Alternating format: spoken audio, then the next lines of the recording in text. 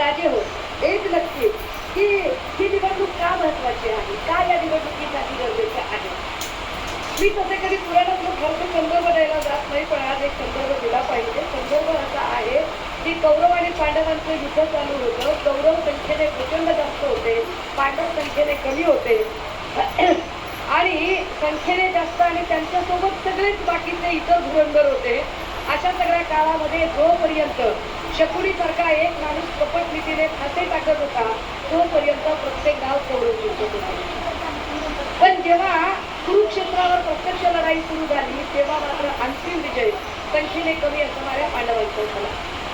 आता सुद्धा तीच परिस्थिती चालू आहे की जोपर्यंत संख्या सगळी फार लोक एकत्रित आलेली आहेत आणि ईडी सीबीआय ग्रह खातं काय इलेक्शन कमिशन काय सगळं काय काय चाललंय ते तुम्हाला सगळं माहिती आहे. या सगळ्यांच्या कपट नीतीचे फासे जोपर्यंत पडत आहेत तोपर्यंत प्रत्येक कौल त्यांच्या बाजूने. परंतु 2024च्या लोकसभांचा निवडणुकीचं हे कुरुक्षेत्र जे आता सुरू झालंय या कुरुक्षेत्रावर मात्र विजय निश्चितपणाने उद्धव बाळासाहेब ठाकरे यांचा. आणि तो का होईल त्याची काही कारणं आहेत. त्यातलं महत्वाचं कारण की लोक महागाईला प्रचंड वैतागलेले आहेत. लोक सरळ सरळ प्रश्न विचारतात की असं काही आहे का बाबा की मुस्लिमाला जर 1200 रुपयाला गॅस मिळतो तर हिंदूला काही 200 रुपये मिळेल का. मुस्लिमाला जर 200 रुपये किलोने तूर डाळ मिळाली तर हिंदूला काही 20 रुपये किलोने मिळेल सारखंच भाव आहे. मुस्लिमाच्या लेकराला जर 2.5-3 लाख रुपये जर ऍडमिशनला होत असतील तर हिंदूच्या पोराला काही फुकट ऍडमिशन मिळेल का. तसं पण नाहीये. जो न्याय इथे हिंदूला असेल तोच मुस्लिमांना, तोच बौद्धांना, तोच ख्रिश्चनांना, तोच जैनांना असेल. असं असताना सुद्धा काही लोक जाणीवपूर्वक वाद निर्माण करतात. बरं, त्यांना त्या नरेटिव्ह मधनं बाहेर पडता येत नाही, त्यांना त्याची उत्तरं देता येत नाहीत. मग आधी त्यांना प्रश्न विचारतोय महिला सुरक्षेचं काय. कारण तिकडे काय झालं त्या सगळ्या लोकांचं मणिपूरमध्ये म्हणजे वॉर रुकवा दी पापा, वॉर रुकवा दी. और पापा ने अगर वॉर रुकवा दी है पापा अगर इतना तुम्हारा ताकतवर है तो पापा मणिपुर में नहीं क्यों है. क्यों मणिपुर में जाकर पापा ने वहाँ का जो दंगा था वो क्यों नहीं बंद कराए. आमच्या 2 माय मावल्या नागवल्या गेल्या त्यावर बोलायला चकार शब्द काढायला वेळ नाही मोदीजींना. मोदीजींचे जे भक्तुल्य आहेत जे कोपच्यात बोललं. कोणीतरी म्हटला की काय आपल्या पत्रकार परिषदेवर मुलाखतीवरून कोणीतरी बोलला. शिंदे गटातला एक कोणीतरी ज्ञान पाजळायला आला होता. त्या ज्ञान पाजळणाऱ्याला हे माहित पाहिजे की अरे मोदींमध्ये किती छाती आहे. 56 इंचची छाती असणारा मोदी अजूनही एकदाही प्रेस कॉन्फरन्सला सामोरं का जात नाही याचं उत्तर नरेंद्र मोदींचे मुली म्हणून काम करणाऱ्या देवेंद्र फडणवीस आणि त्यांची हुजरेगिरी करणाऱ्या एकनाथ शिंदे आणि त्यांच्या मंडळीचे की एकही प्रेस कॉन्फरन्सला ते का सामोरे जात नाहीत. प्रेस कुणाला देतात, मुलाखत कुणाला देतात. तर मुलाखत घेणार कोण. विश्वगुरूची अक्षय कुमार. आणि अक्षय कुमार प्रश्न काय विचारणार. विश्वगुरूला UPSCतला सगळ्यात कठीण प्रश्न विचारला जातो. मोदीजी आप आम काट कर खाते हो की चूज कर खाते. काय प्रश्न आहे. एवढा अवघड प्रश्न आहे. एवढा अवघड प्रश्न असतो का की मोदीजी आप आम काट कर खाते हो की चूज कर खाते हो. पण त्यांना त्या कुठल्याच प्रश्नांचं उत्तर देता येत नाही. मग ते काय करतात तर ते फक्त आणि फक्त माणसं जोडायचं काम करतात. जे लोक म्हणतात की मोदी की गारंटी है, मोदी की गारंटी है. कैसी मोदी की गारंटी है. अरे अगर मोदी को खुद की गारंटी होती, मोदी को अपने ऊपर इतना भरोसा होता और बीजेपी को अपने ऊपर इतना भरोसा होता तो मोदी और बीजेपी अपने बलबूते पर ये इलेक्शन लढते.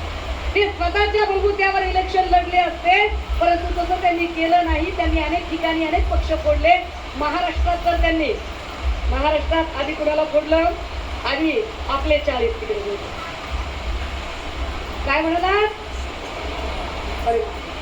आता ते तिकडे 40 जण गेले तरी मोदींना अजिबात गॅरंटी वाटली नाही. देवेंद्रजींना पण गॅरंटी वाटली नाही. मग त्यांनी अजितदादांना फोडलं तरी गॅरंटी येईना गेली.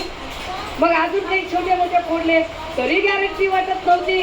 मग काही सुपारी बहादर सोबत घेतले. उड दुपारी ही सुपारी. सुपाऱ्या जोरात वाजतात.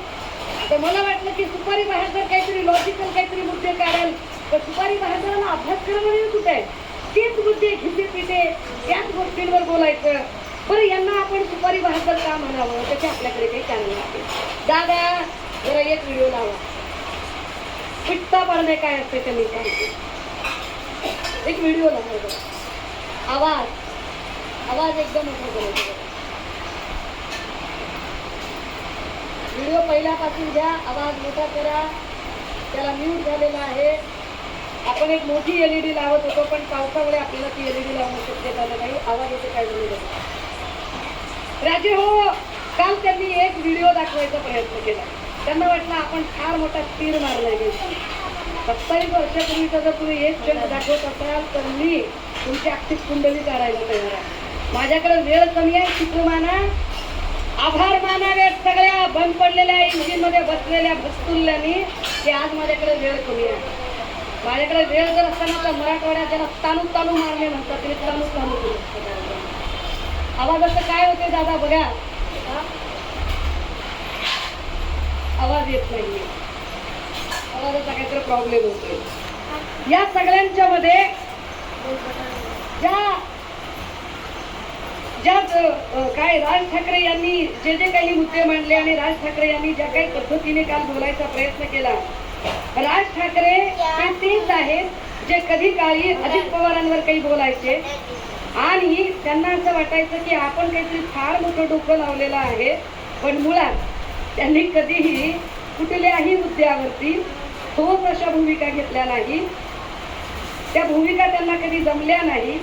हे सतत राज ठाकरे म्हणजे निगेटिव्ह थॉट प्रोसेस करायचे. ज्याला स्वतःचा पक्ष सांभाळता आला नाही. त्यांची अख्खी जिंदगी दुसऱ्यांना तू हे करणे तू ते करणे हे शहाणपण सांगण्यामध्ये गेली. त्यांनी आपल्याला शहाणपण सांगावं हे फार विशेष होतं. माझ्याकडे आता राज ठाकरेंनी बारामतीला जाऊन एक काही बोलायचा प्रयत्न केला. अजितदादांच्यासाठी जे प्रचार करायला गेले होते पण तेच राज ठाकरे अजितदादा